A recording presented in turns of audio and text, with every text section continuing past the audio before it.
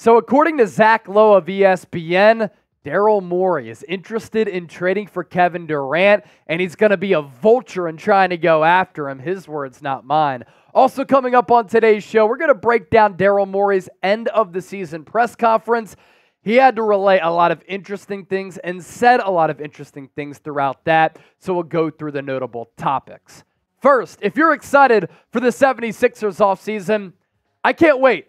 And I'm as optimistic about this team as I've been in years. Not a hyperbolic statement, not an exaggeration. I truly mean it. You have Joel Embiid, Tyrese Maxey, great coach in Nick Nurse, and the most cap space in the NBA.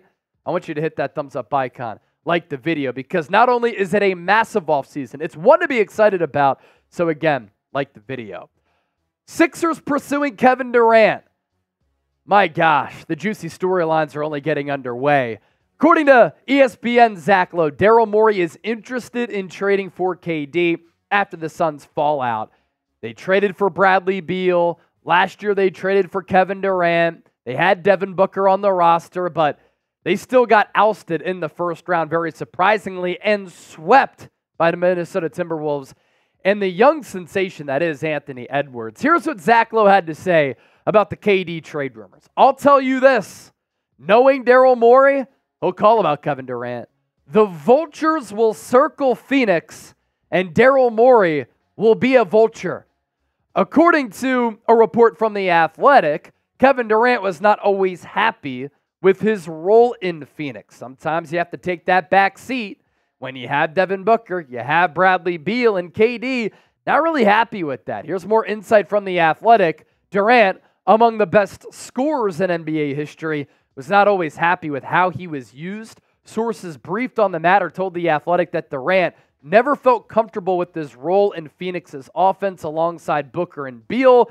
Those sources said Durant had persistent issues with the offense, feeling that he was being relegated to the corner far too often. Hello, Tobias Harris. And not having the proper designs to play to his strengths as the offense was built around pick and rolls. At the same time, some teammates and people close to the organization believed Durant needed to voice his concerns more adamantly and directly with Frank Vogel and his coaching staff. That has been an issue with Kevin Durant, that sometimes he can get a little bit passive and sometimes he should speak up. You're one of the best scorers of all time, man. You're very widely respected by all coaches, all players. If you think that you should be more a part of the offense, just say it. Now, there is going to be competition for Kevin Durant if the Suns do deal him, and that would end up being a disaster of a trade for Phoenix because they got nothing out of it. Miami Heat, 3-1 odds for the KD next team odds. Oklahoma City Thunder, a return to OKC, 4-1 odds. They certainly have a lot of young players to deal away, but I don't think that they should sacrifice the breadth of talent on that young roster for an older player in KD for the sake of just bringing him back. New York Knicks at 6-1. We'll see how they fare against the Indiana Pacers, and then after that against the Boston Celtics, who I think are going to dust the Cleveland Cavaliers. Philadelphia 76ers, 7-1 odds. So you risk $1 and he goes to Philadelphia, you get $7 back. San Antonio Spurs, I think, are a team that's lurking.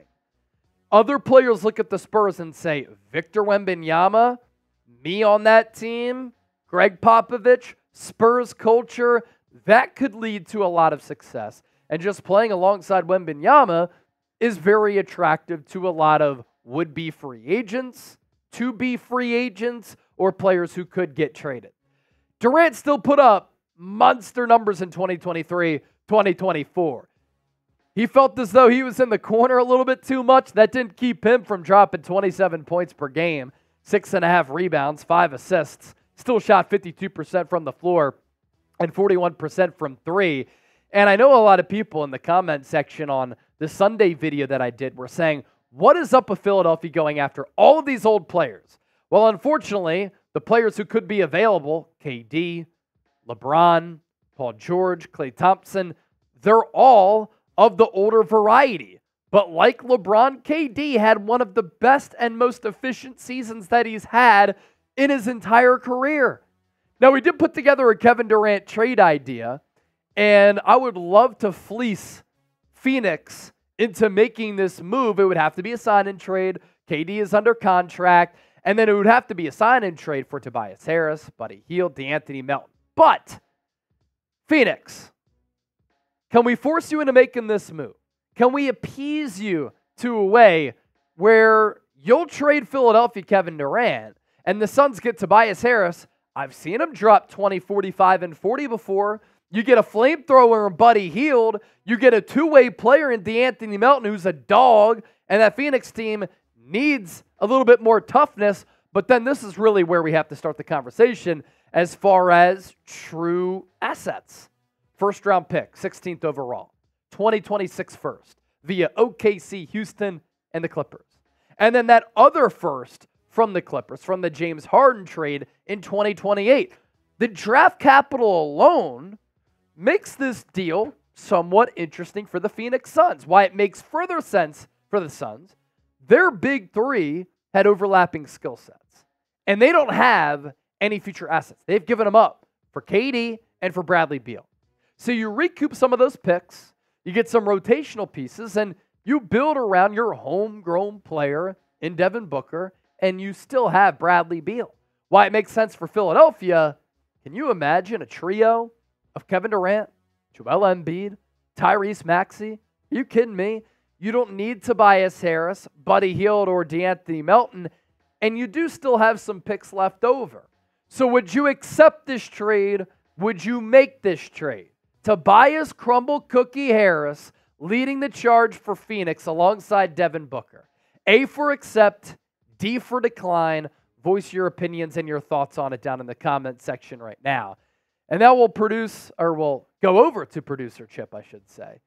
Your thoughts on that trade, you put it together. So what do you think of it? What comes to mind? Yeah, look, that type of deal happens if Durant really is unhappy in Phoenix and he once again asks out of a situation that he kind of asked himself to be put into in the first place. And look, I know it's probably not ideally what they would want, but they have, again, no first-round picks at all, literally, over the next 5+ years. They have nothing, right? So if he's gone, you get a few firsts, which, by the way, like a 2028 unprotected Clippers first-round pick, who knows what that team looks like by then, right? I mean, that could be no Kawhi, no Paul George, no James Harden. That could be a terrible team. So that could be a really high pick. You get the 16th pick this year. You know, the players are kind of whatever. Obviously, I like it for Philadelphia because you give up 3 guys that you're probably not going to bring back anyways and sign and trade, get Kevin Durant. Durant's a great player. There's no doubt about that. And I think some of the slander on him has gotten a bit too far. There is a little bit of a worry of everywhere he goes, he seems to ask out of. He's never been able to win outside of Golden State. Everywhere he's gone, it seems like if he's not hurt, which he was very healthy this year, by the way. He played, 75 games? 70+ games, yeah. So, obviously, wasn't a concern this year. He's still got to worry about it as he ages. But, does he play a year? And then if it doesn't turn out well, he's asking out again. Definitely a concern. But I know some people just want to stay away from the older players. But look, that's what's available. And it's Kevin Durant, man. Yeah. So if he's available, even if you have to throw in a couple more picks, maybe they want another young guy, Ricky Council, who knows? I would still do it. It's Kevin Durant, man. Yeah, it's KD, man. And KD, remember, these sign-in trades, they happen and they happen often. I mean, shoot, Philadelphia signed Jimmy Butler back during the 2019 offseason, and then they traded him to Miami for the likes of Josh Richardson. Thank you so much, Elton Brand. But they do happen with star players. Coming up next on today's 76ers Now, Daryl Morey speaking about the Sixers offseason. Fascinating insight from the man that runs basketball ops for this organization, and it's put up or shut up time for Daryl Morey, I'll tell you that. Our show today is sponsored by Prize Picks. They make daily fantasy sports so easy, where you can just pick 2 or more players, you choose more or less on their projected stats, and you can win up to 25 times your money. They're also running a great deal where you can get a $100 deposit match at prizepicks.com/CLNS. Our selections that we like for OKC Mavs Game 1. I can't wait for that series. The 2 series in the West are awesome. 2 series in the East, kind of weak. Shai Gilgeous-Alexander, more than 28 points. This game happening on Tuesday, so tonight. Luka Doncic, less than 32 points. Darius Garland, more than 15.5 points. I like it. Luka's dealing with the injury. Darius Garland, less than 15.5. I know D-Mitch has been carrying the load. And then Shai Gilgeous-Alexander, a star. So pick 2 or more players, choose more or less on the projected stats. You can win big-time money. You can withdraw all your winnings, too, within the Prize Picks app. Head to prizepicks.com/CLNS. So it's been an annual tradition for Philadelphia to have these end-of-the-season press conferences way too early with the head of basketball ops. The last couple of years, it's been Daryl Morey, and he took to the podium or took to the desk and said, well, we're doing this a little bit too soon. I wish we were getting ready for the Indiana Pacers. Yep, another first-round exit, an early playoff exit for Philadelphia here. But he did hit on a couple of different things that we do want to talk about here on the show because it gives you insight for what the Sixers' plans might be this upcoming offseason with the most cap space in the NBA. And if you didn't watch our perfect offseason video that came out on Monday, that had some great stuff in it as well. Daryl Morey on the Sixers' needs. I would say the biggest need is not at Embiid and Maxi's position, somewhat at the wing who can play and deliver at a high level in the NBA playoffs. To me, that is the antithesis of Tobias Harris. That's a player who's actually going to be productive at the wing spot. The wing targets that are options for Philadelphia here, you have LeBron James as a free agent. You'd have to trade for Kevin Durant or Jimmy Butler, even though Pat Riley said we're not trading Jimmy Butler, even though he told Jimmy Butler to keep his mouth shut. Could Butler force his way out? Paul George, an unrestricted free agent. And then Lauri Markkanen by way of a trade. That's a great wing class right there. Older players, but you're trying to win a title within the next 1 to 3 years. More from Morey. We're mostly focused on getting the best players that fit with Joel Embiid and Tyrese Maxey. Similar to we put most of our focus on the team when Joel is available. We put most of our focus on the now, where Embiid is in his prime, versus the future. Some of these free agency fits could be appeasing for the Sixers here. And if you want to talk about fits alongside Embiid and Maxey that don't take the ball away from Embiid and Maxey, OG Anunoby, great defensive player. He's fine with not having the ball in his hands. When he got downhill against Philadelphia in the first round, I thought he played excellent. Klay Thompson, a shooter and a floor spacer. Malik Monk can create and shoot the ball. Doesn't give you much in the form of being a great defensive player, but my goodness, offensively, he'd be fun to watch on this team. Gary Trent Jr., another hyper-athletic player like Malik Monk, but more streaky than Monk, who's developed into a very efficient player. Early in his career, coming out of Kentucky with the Hornets, he was not that. Kentavious Caldwell-Pope, player option, has been a valued member of 2 championship teams, the Lakers and the Denver Nuggets. He's a good defender who can hit that corner 3. And then Gary Harris, unrestricted free agent. Favorite fit in free agency here, Chip? A lot of different options, a lot of different price points, a lot of different roles here. Yeah, they'll have a lot of ways they can go. For me, if we're talking your favorite fit for sort of a role player that maybe you're not paying top dollar to, but someone that just fits so well around Maxey and Embiid, not a lot of people are talking about Kentavious Caldwell-Pope because he's not really a free agent. He has a player option. Yeah. But he only has a $15 million player option, right? If a team like the Sixers sees Kentavious Caldwell-Pope as a player that really fits that mold, because he's been tremendous for the Nuggets. You know, not a perfect fit on that team. Really is. Like he shoots the 3 very, very well. He can shoot off the dribble or off the catch. He's a great defender. He's a little bit better than most people would realize. And so if he thinks he can go out and get more than $15 million in free agency and he opts out of his player option, that'd be a player I would love the Sixers to get. Same with Anunoby. I think Anunoby's more likely to re-sign with the Knicks. You know, he's also going to be asking for a bag. And I don't know if I would personally want to give OG Anunoby $30+ million. I'd rather just pay someone like a Malik Monk or a Gary Trent. But keep an eye on Kentavious Caldwell-Pope. If he opts out of that player option, he could be a sneaky, sneaky good signing for the 76ers. When NBA salaries started to boom, he was one of those players that got a fat bag, and you're like, how did Kentavious Caldwell-Pope get that much money? There's a reason he's valued, though. With LA, with Denver, pretty good athlete, too.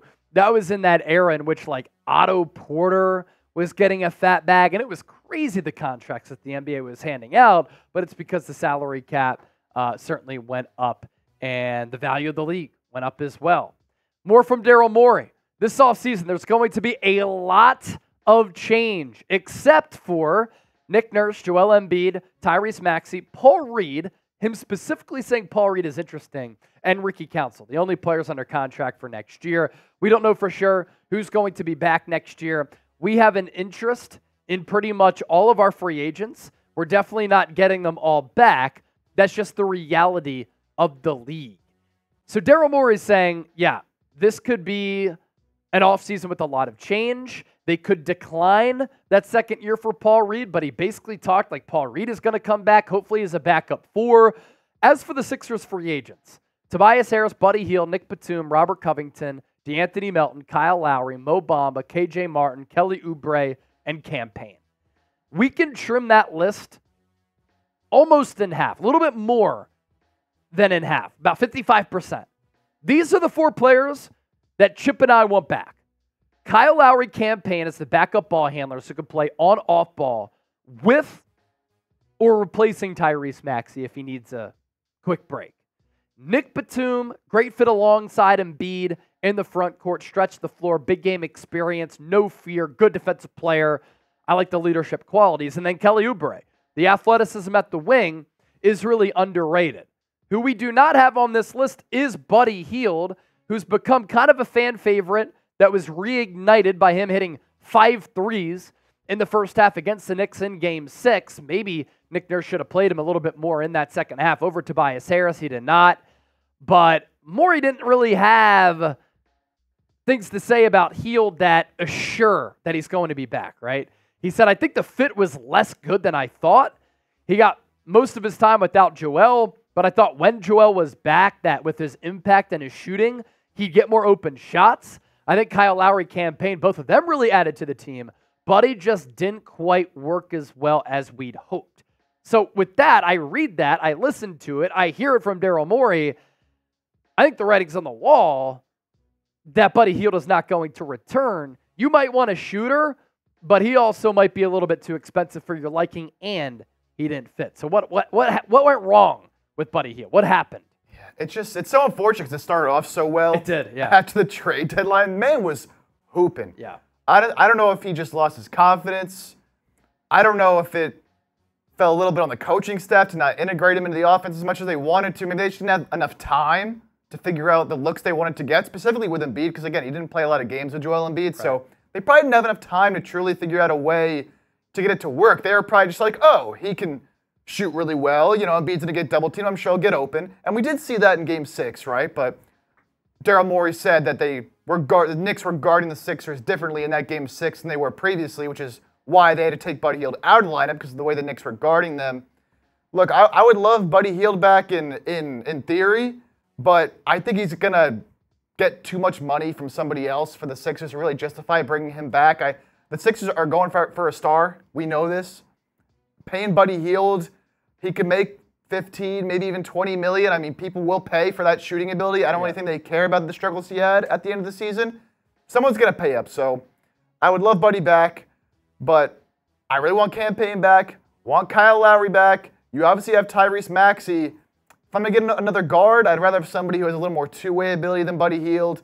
It was a good shot by Daryl Morey to try to go get Buddy Hield for the stretch run. Unfortunately, it didn't work out. I think at this point, you just move on. Yeah, and Morey did say that he didn't do a good enough job of building up the roster. I agree with that. I'm glad that he took accountability for that. It always seemed as though they were planning for this offseason, when in reality, they could have made more moves to make them a deeper team. And if you did, could have beaten the Knicks, second-round Indiana Pacers, and finally get over that hump. But for Morey to say, not a good fit, I think that pretty much tells you the story that Buddy Hield is not going to return. Your confidence level in Daryl Morey this offseason. This is going to be a very interesting question. The results have been mixed. I will say, like, the move that he pulled off for Seth Curry was an awesome one.